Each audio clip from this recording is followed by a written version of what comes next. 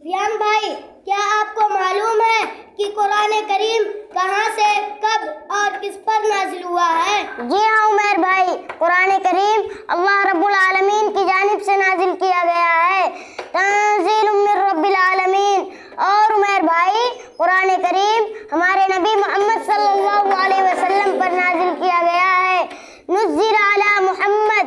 और हाँ उमर भाई, कुरान करीम रमज़ानुल मुबारक के महीने में नाजिल किया गया है। शहरु रमज़ान अल्लज़ी उन्ज़िला फ़ीहिल कुरान। और उमर भाई, कुरान करीम शब-ए क़द्र में नाजिल हुआ है। इन्ना अंज़लनाहु फ़ी लैलतिल क़द्र।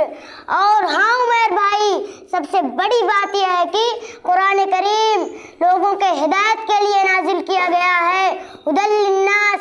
अल्लाह ताला हम सबको इस माह मुबारक में ज़्यादा से ज़्यादा कुरान करीम की तिलावत की तौफ़ीक़ अता फ़रमाए।